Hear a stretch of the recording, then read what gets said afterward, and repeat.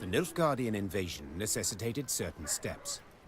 Neve had dispatched scrolls to her garrison commanders, based upon which they were to announce general musters.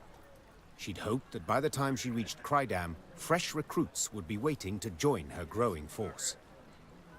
Alas, the commander of this fort, one Sergeant Griggs, had only bad news. Your Majesty, I've not the numbers to man the walls even. The call to arms brings few new recruits and more men desert each day. Folk are terrified something awful. They don't believe in victory.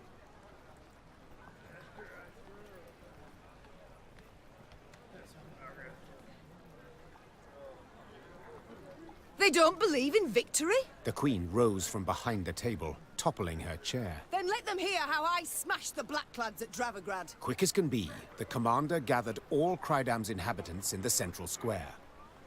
Neve stepped out in front of the crowd and recounted her most recent victory. The folk of Crydam listened with bated breath. And so, we must stand together.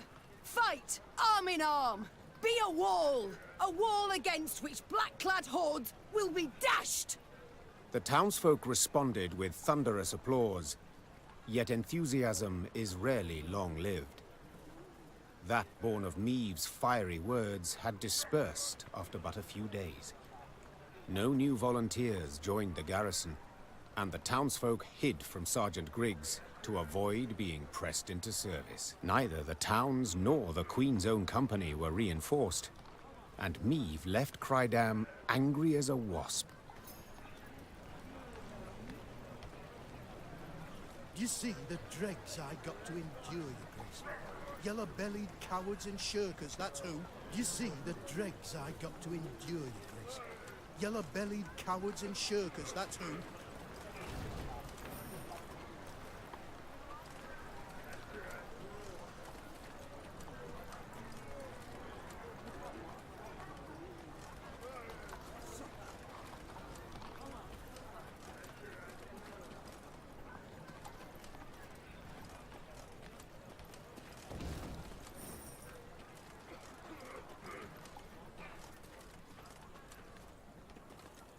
A contract on a monster. Interesting.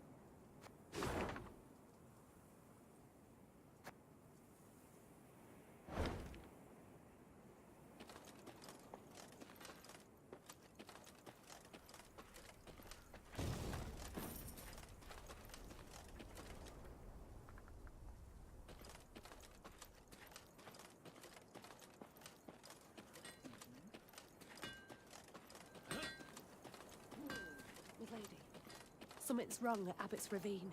I heard whinnies and screams at first. Now all's gone silent. Why ever do the gods punish us so?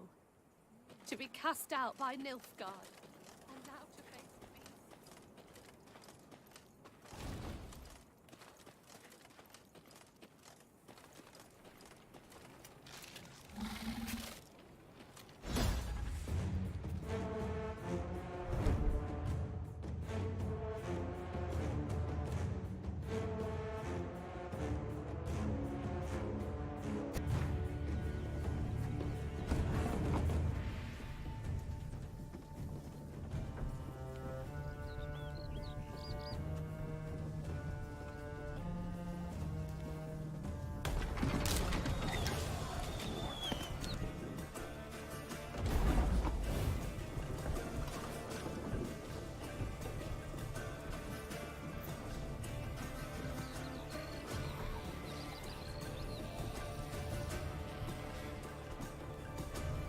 Take it anymore.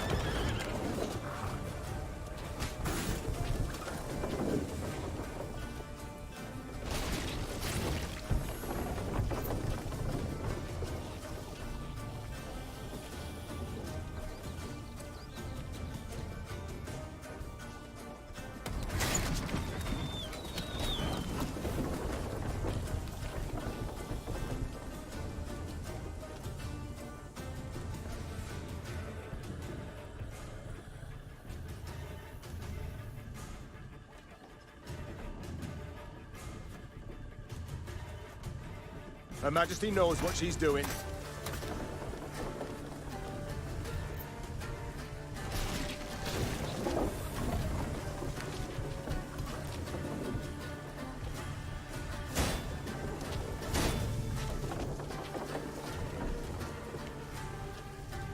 One bolt.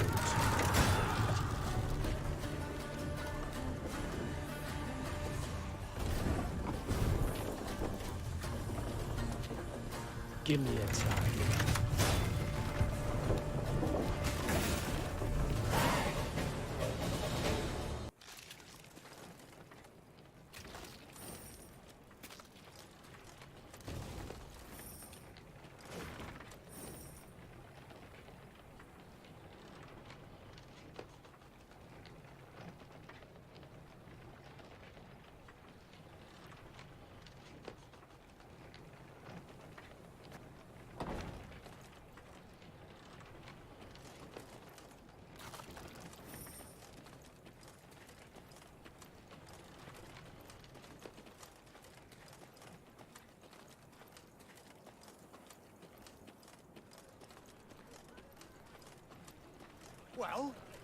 Well?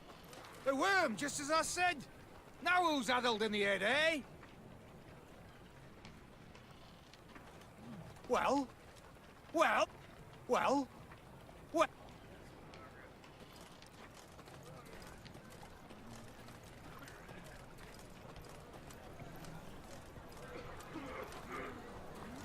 No will to fight amongst the common folk. No will, no spirit at all.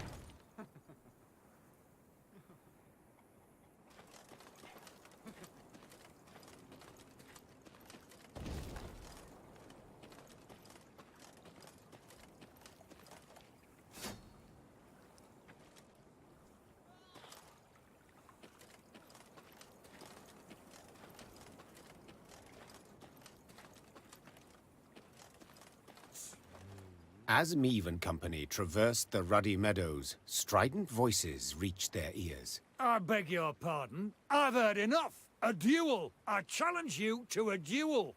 A duel? Nonsense. I'd sooner lay you across my lap and give your arse a thorough flailing, you scoundrel. The Queen approached the arguing parties. Two nobles, Lords Cartwright and Mansfield. Quickly she ascertained they were up in arms over ownership of an orchard lying between their estates. Assisting both nobles, their kinsmen, armed to the teeth, prepared to leap at each other and crush. Upon spotting Meave, the lords lowered their voices, bowed and presented themselves. Yet they could not keep their ire fettered long, and were soon casting aspersions again. Your Grace, Mansfield has seized it. No, stolen my land. Land that has been in my family for generations. It is my recompense for your reckless deeds. To burn down me mill in Furchin for a bit of sawdust in your flour? Well, I never. A bit? Oh, let me at him. Farman's taken ill, cook's feverish, all from that manure. You are a fraud, sir. A fraud and a thief. Though she faced the not at all trifling matter of the Nilfgaardian invasion, Meave agreed to settle the dispute.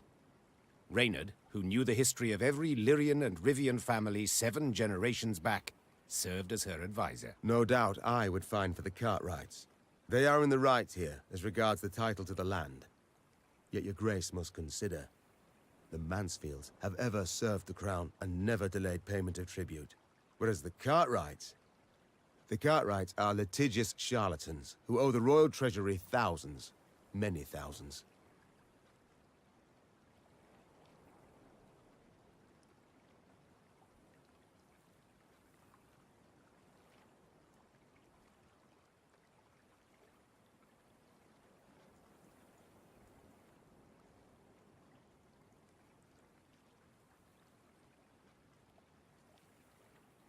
This situation is clear as the day, said the Queen. The orchard's rightfully Cartwright's and must remain so. Your Grace! Mansfield started angrily. For years I've loyally served the crown. I ask that you continue to do so and respect my judgment then. Lord Mansfield turned green, then red, then blue, as he passed from envy through irritation to deep ire.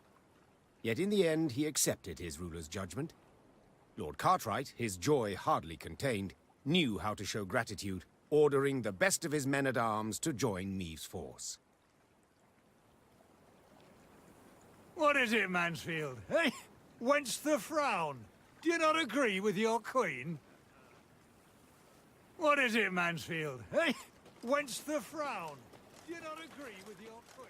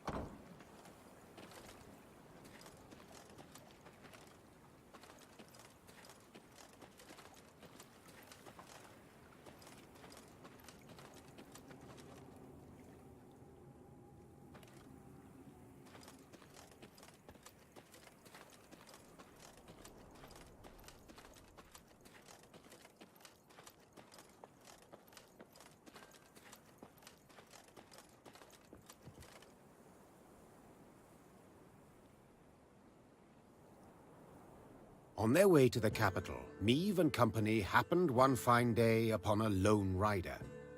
Had I been at her side, I would immediately have recognized his passionate gaze and altogether chivalrous mien. Identify yourself, sir, and your intent. Ache of Denel I am dubbed, and my design I never conceal. The good book says the world is a garden which the gods once conferred upon man, and we men have this garden neglected. In consequence, all manner of filth has made its lair here. Drowners, ghouls, and other kobolds. I have sworn ne'er to rest until the day when, with the gods' help, I have rid the world of these beasts and pests. I wander all lands, seeking out evil and facing it in mortal combat. Who do we spy? A knight-errant? Just as likely a madman.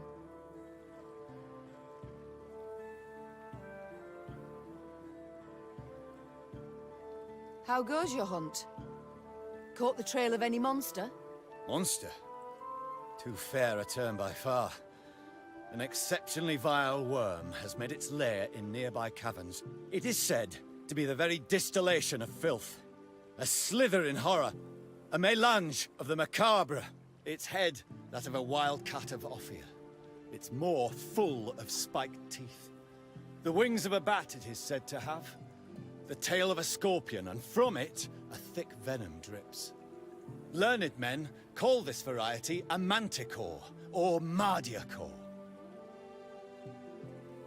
Perhaps it will be most prudent, then, to send for a witcher. A witcher? Soulless automatons they are, all. Feeding on common folks' fears.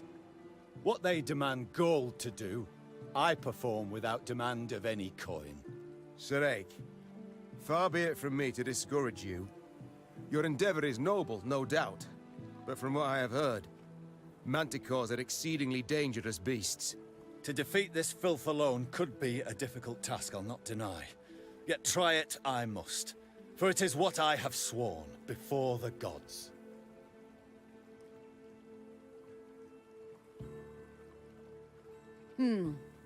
We shall help you find and fight the Manticore, provided you then pledge to help us fight an even fiercer and filthier beast. Of course, my lady. Yet what manner of horror is it? A viper? A griffin? A drake of some rare form? Were it only.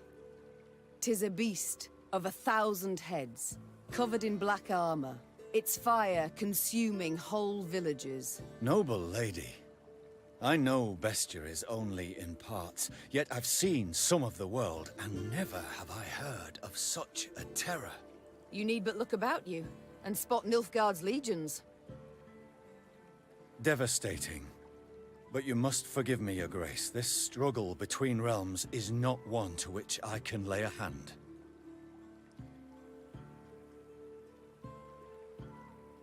A Manticore. How great is its appetite? How many men does it fell? In a moon, let us say. It changes. At a time when the horror broods, it may be as many as 20. I see. As now you must. Nilfgaard in my capital could mean as many as 20,000 felled. You live to fight evil, injustice, do you not? You can fight none greater than by doing so at my side. The Manticore, your grace, must fall first. As to what happens later, I shall need to consult the good book and petition the gods.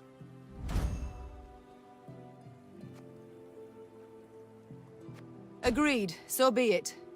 This monster, where lies its lair? Where does it prowl? To the north, my queen. A few leagues on.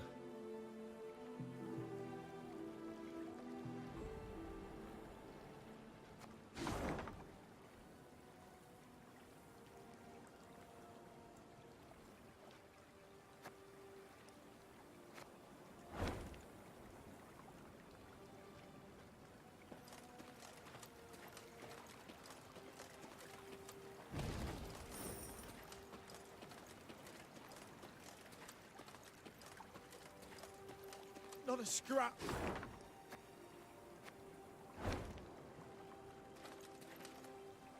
Not a scrap. Nothing to bury. Blood's all that's left behind. A whole village. Just one big grave now.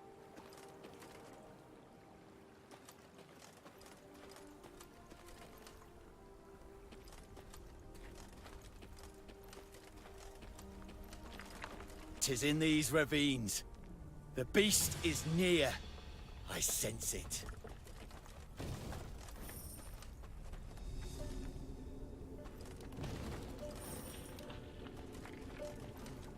At the furthest depth of the winding, gloomy canyon, scouts found the maw of a great cavern.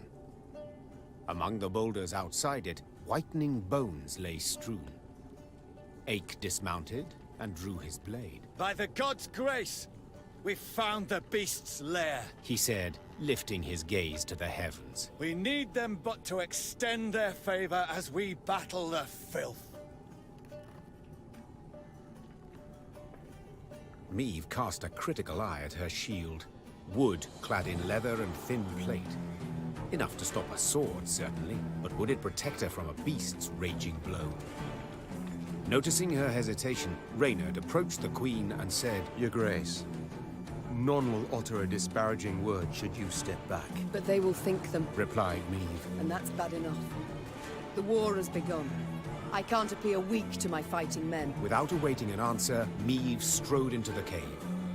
The rest of the company followed, equally full of fear and faith in their queen and commander. Moments later, a great and powerful roar filled the cavern.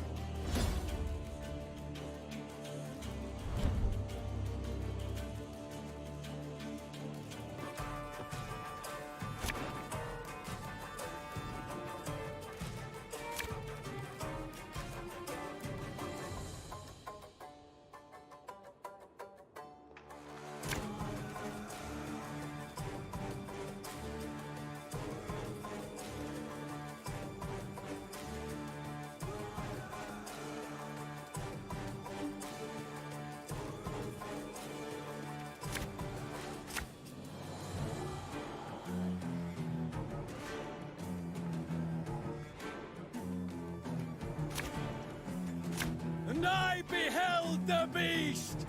Profane horns didst adorn his wicked brow!" Gods protect us.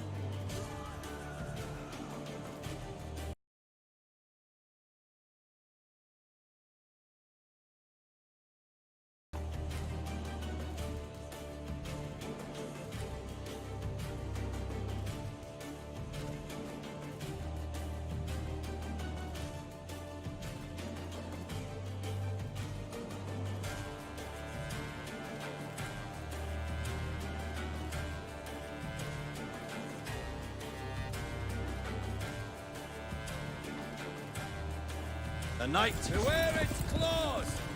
The hardest plate they shred like fine vellum!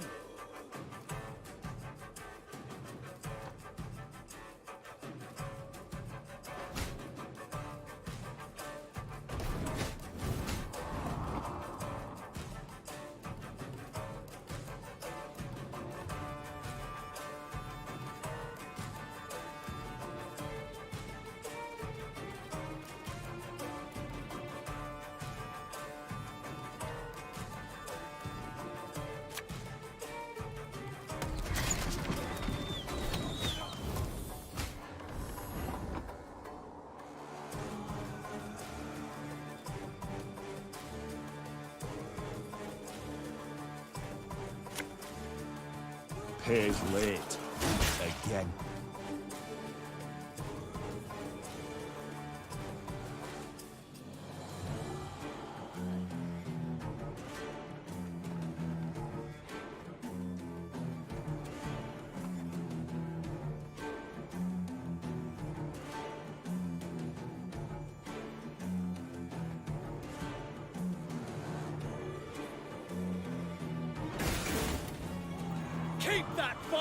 poison to yourself!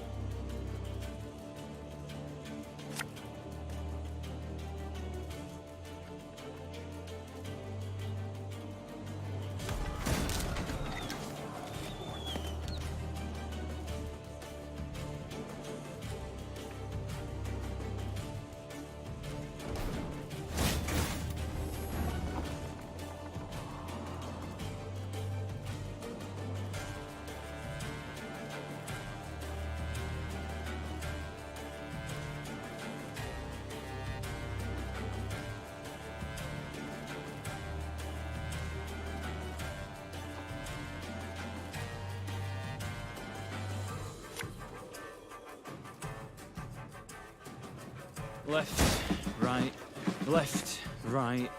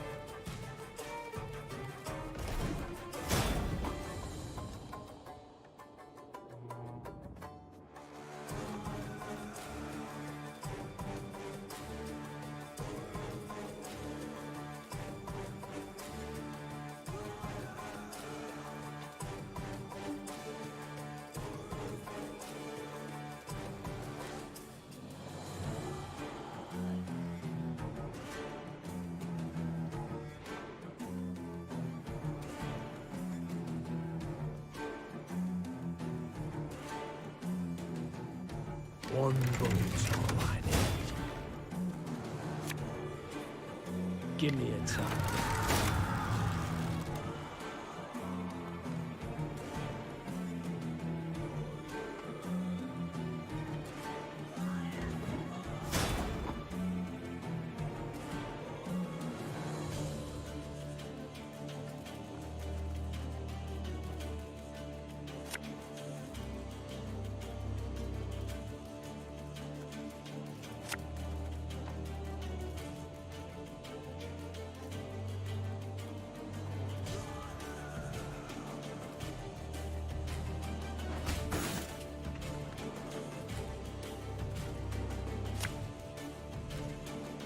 Discipline shall bring us victory!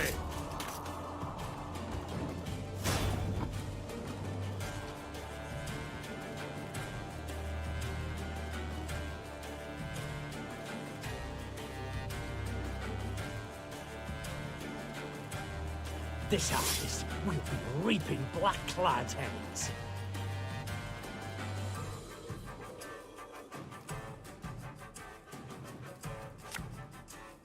My spirit's willing and how, but these damn boots are killing me.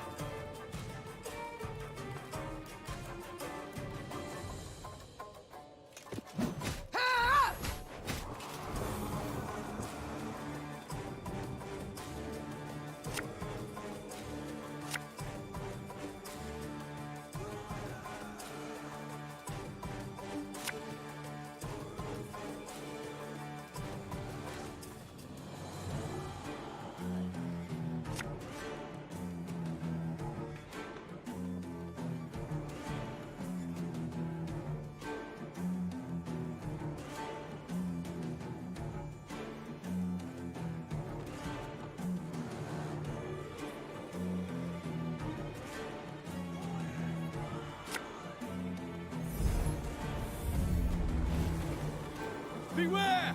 Its tail flows with deadly venom!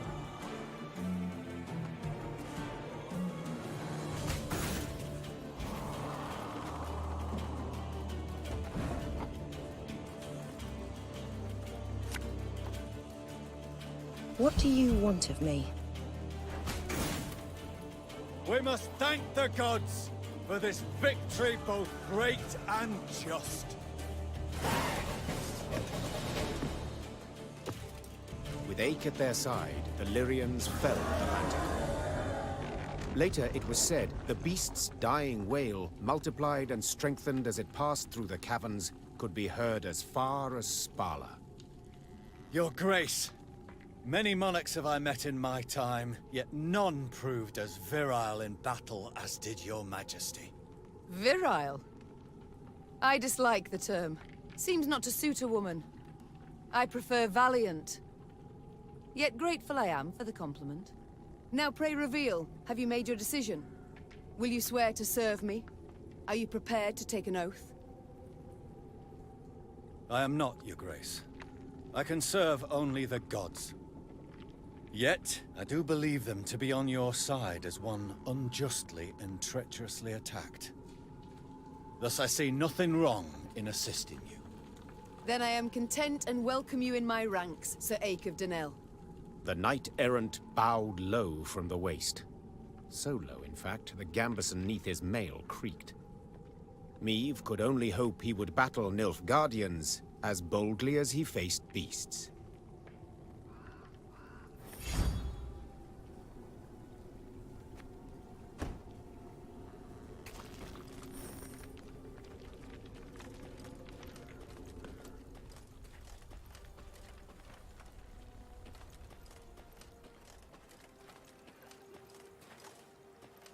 Hallowed Mother, look upon these stricken souls what suffered evil.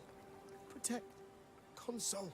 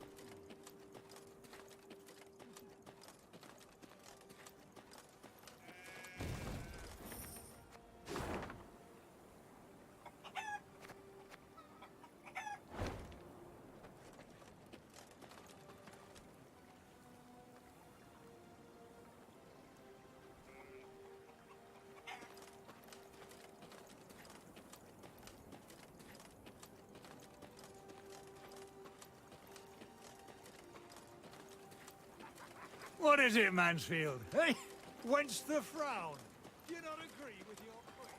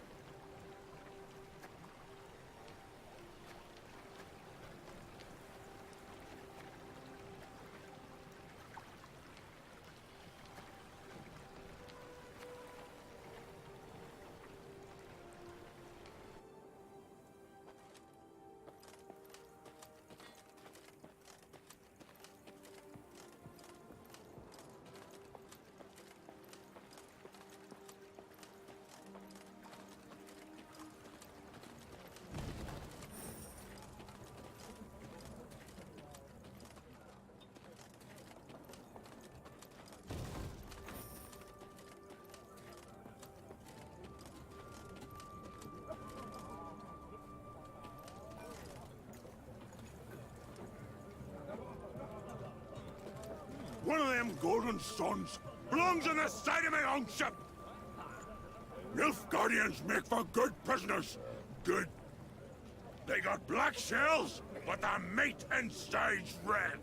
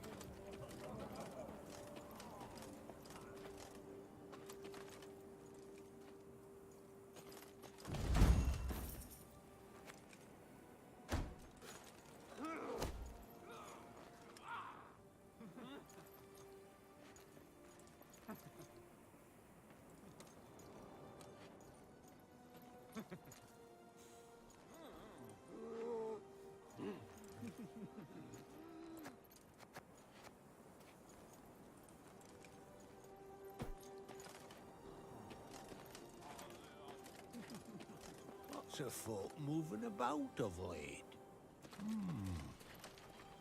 Fair Lyria is our own land, charming, fertile and grand. Is your majesty also bound for the river, to camp there perchance? Is your majesty also bound for the river, to camp there perchance?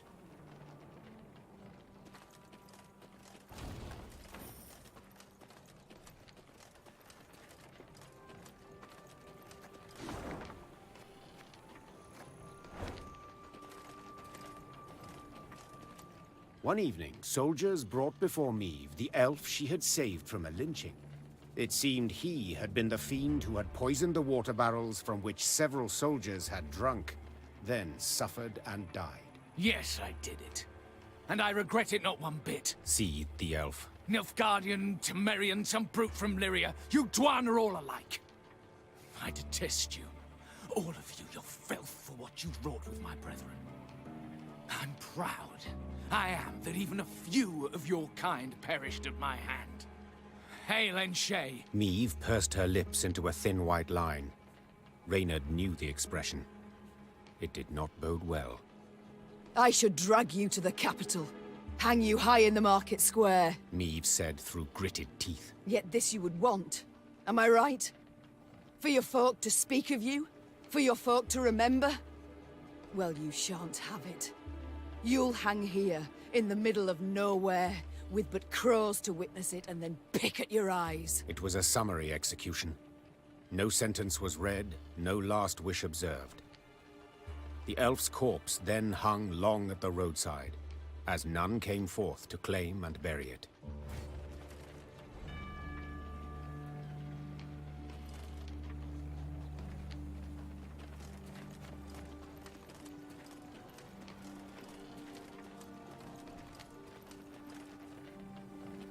We welcome you home, your majesty. Prince Willem awaits your return, your grace. Good you've returned, ma'am. Lyria needs you. Prince Willem awaits your return.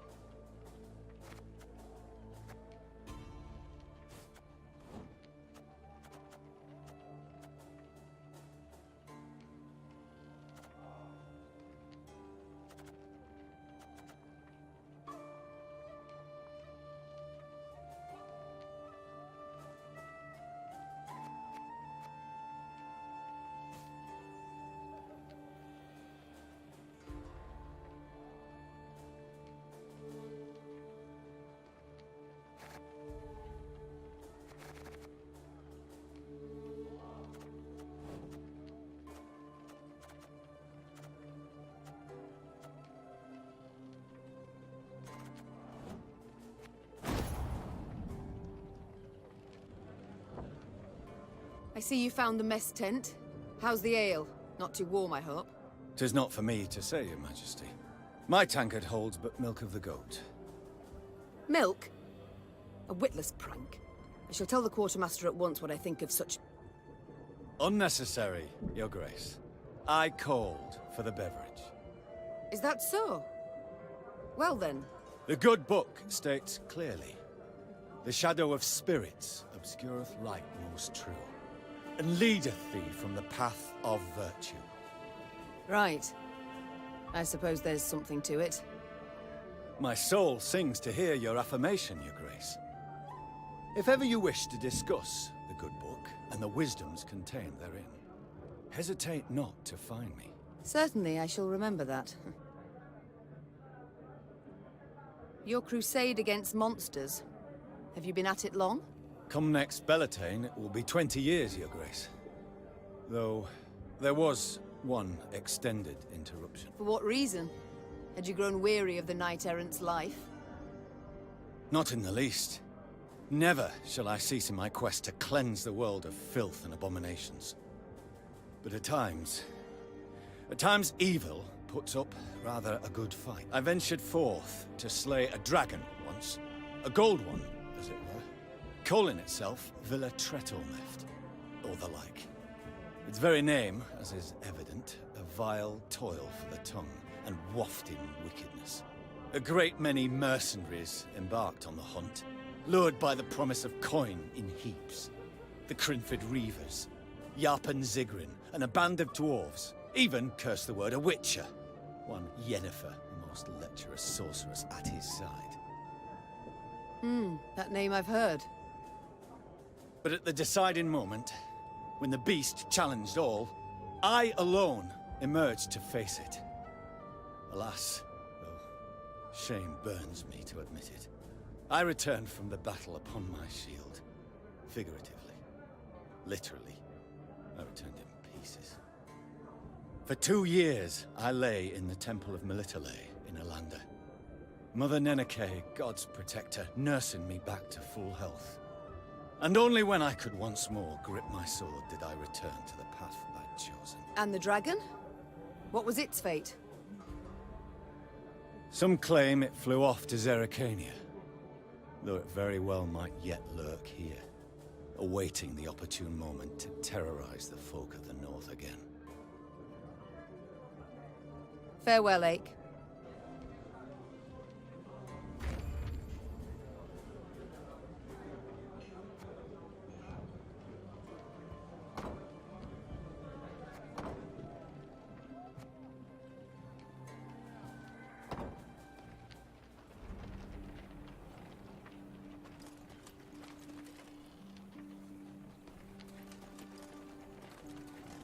Home at last, Your Grace.